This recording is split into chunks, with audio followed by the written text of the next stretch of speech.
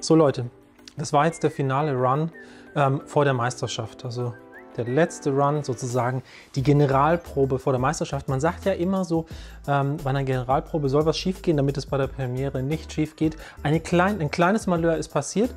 Findet ihr denn heraus, welches? Wenn ihr Lust habt, genau, also im Original-Setup mit dem Original-Equipment und allem, was ich sage, die Meisterschaftspräsentation vorab zu sehen, schaut euch dieses Video an und vielleicht entdeckt ihr das kleine Missgeschick, das mir passiert ist. Und natürlich vielen Dank auch an die Sponsoren, die diese kleine YouTube-Serie möglich machen.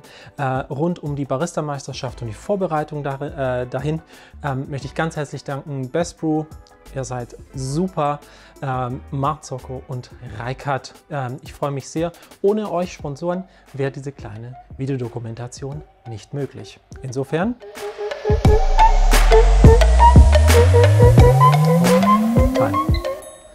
by sourcing, roasting and brewing, we influence the quality in the cup we serve to our customer. But flavor develops in origin. The cup profile tells us a story of a soil, a plant and farmer's hands. Working with this valuable product, my responsibility as barista and coffee roaster is to showcase this potential and to build up a connection between farmers and customers. I'm Paul, and the coffee I will share with you today has a lovely story to tell and is the reason why I'm here. So my presentation is not about my impact to origin. It's about the chance building bridges over thousands of miles from origin here to Bremen today. I will start with my espresso course, followed by my milk beverage, and I will finish with my signature drink. I will start with the preparation of the espressos for my last course to let the coffee cool down until using it later.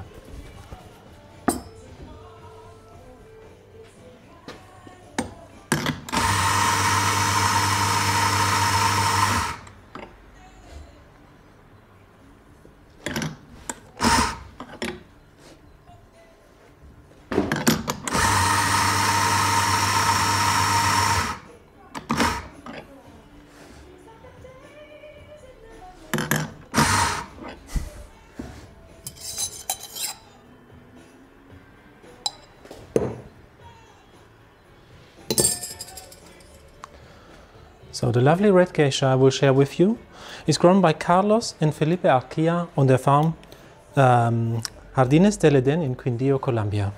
The red geisha grows only on the highest parts of the farm, above 2000 meters. The varietal brings complex floral notes you will taste in my espresso later. Growing at that altitude leads to a longer bean maturing time, helping to increase its natural sugar level, resulting in a high caramel-like sweetness.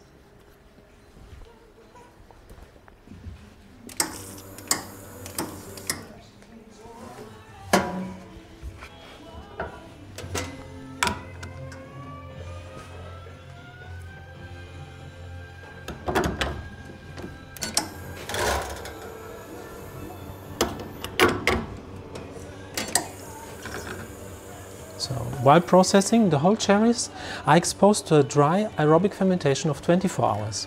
After this, the cherries are placed inside grain pro bags for 50 hours at a temperature below 22 degrees. These two steps are leading to the cherry and cassis flavors and are creating a complex malic acidity you will find later.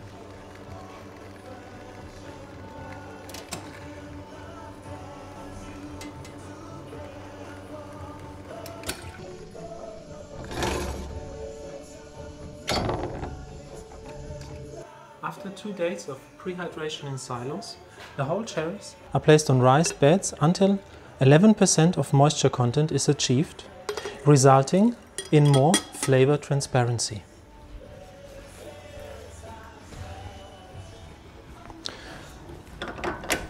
So, my recipe for all of your courses is a dose of 16.5 grams on a yield of 48 grams with an extraction time of 32 seconds at a temperature of 94.5 degrees. So I choose this high brew ratio of 2.9 to embed the acidity, enhance the sweetness and maximize the extraction. I will rapid chill your espresso course to create even more flavor density and a versatile tactile experience.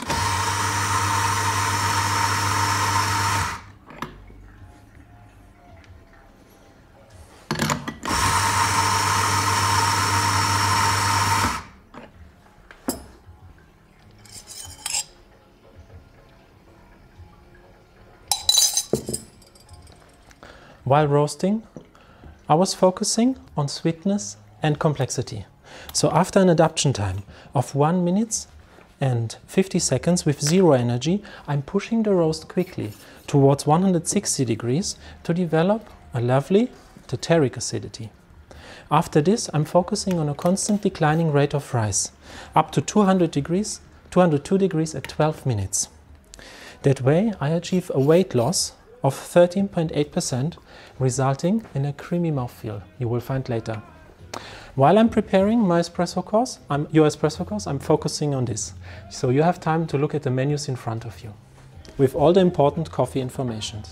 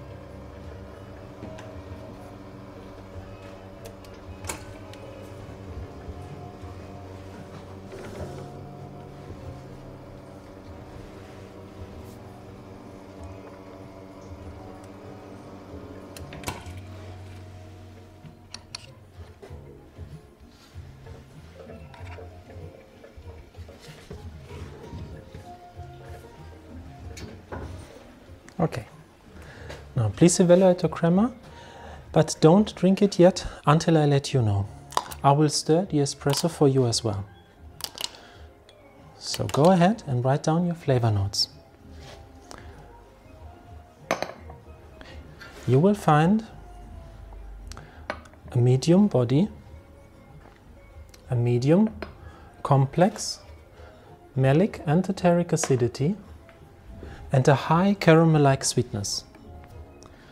You will find flavors of cherry, bergamot, and cassis.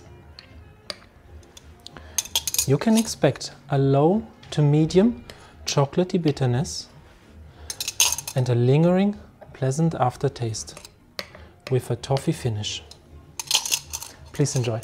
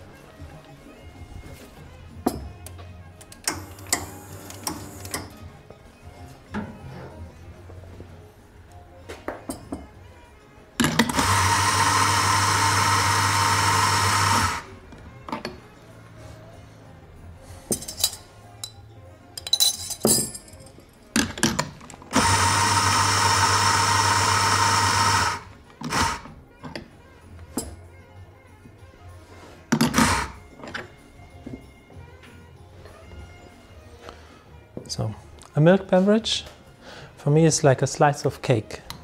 It's a hook to catch newbies and to satisfy regulars at the same time. Milk is, just like coffee, an incredible, valuable product that, in my opinion, should absolutely be regional. So the milk in your milk beverage is from Christoph Gill. He owns a herd of Jersey cows. He works in the vicinity of Mainz, my hometown. He owns a herd of Jersey cows, and the milk they are producing is outstandingly sweet and creamy.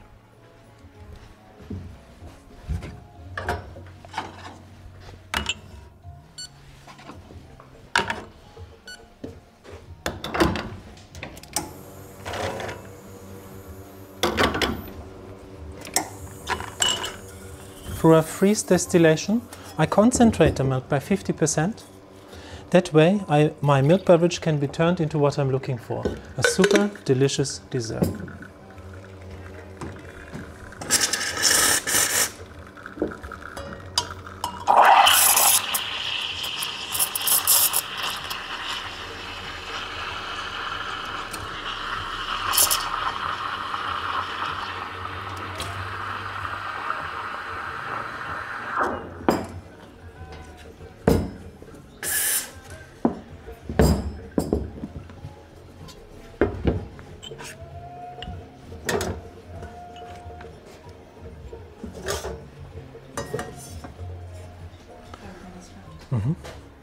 So please write down your flavor notes. You will find flavors of cherry. No, not cherry. You will find flavors of mousse au chocolat, raisins, and butter cake. A high body for weight, and a creamy, rich, and buttery texture with a sweet milk chocolate finish. Okay, please enjoy. That's for you.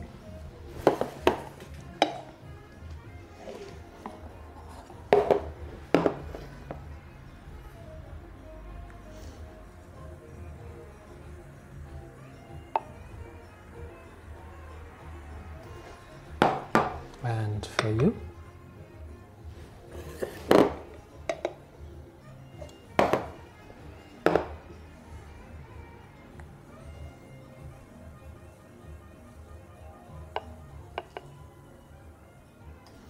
And this is for you.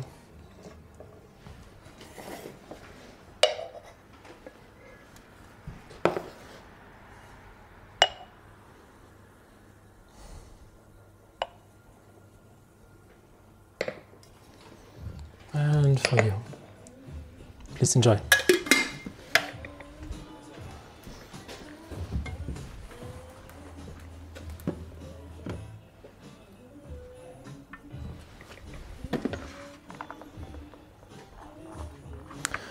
Okay, so my first two courses were about building a connection with my producers. My signature drink is going to be about building a connection with the area in Germany I live in. A forgotten fruit that was very popular in the Middle Age is the loquat. So this juice here is made from a wild growing tree, from loquats from a wild growing tree just outside of Mainz. It is steam processed over 3 days at a maximum temperature of 80 degrees. The extract from the loquats changes the cherry in my espresso into Amarena cherry. I will use 160 grams. My second ingredient is a juice from unripe vineyard peaches. So collecting them unripe adds a complex bitter structure to the typical floral peachiness. It will change the bergamot in my espresso into peach and vanilla. I will use 20 grams of this. My last ingredient is apricot kernel oil. It will create a high body for weight and will change the toffee aftertaste to a pleasant bitter almond finish. I will use 0.6 grams. By adding my chilled espresso, a citric acidity appears in the mixture from my signature drink. I finalize it using a method called rapid texturization, creating a creamy mouthfeel and coating viscosity. For this I pressurize the mixture for a few moments with nitrogen.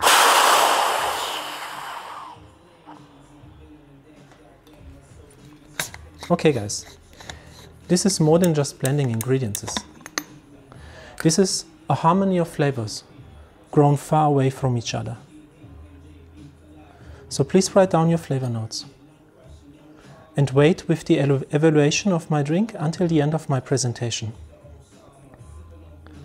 So you can expect flavors of Amarena cherry, peach, vanilla and milk chocolate. A citric acidity and a high body for weight. creamy mouthfeel with a coating viscosity and a pleasant bitter almond finish. So my work makes sense when connecting outstanding producers with great customers. Through dedication, honesty, and a focus on flavor, I'm sure we can create moments to remember. So thank you for being my guest today. You can try now.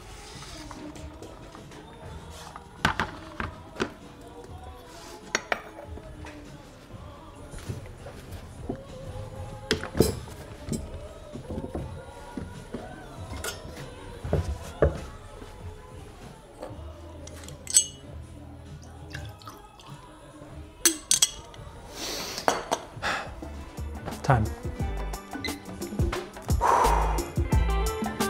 Boom! Oh my God, this is good. Very, very good.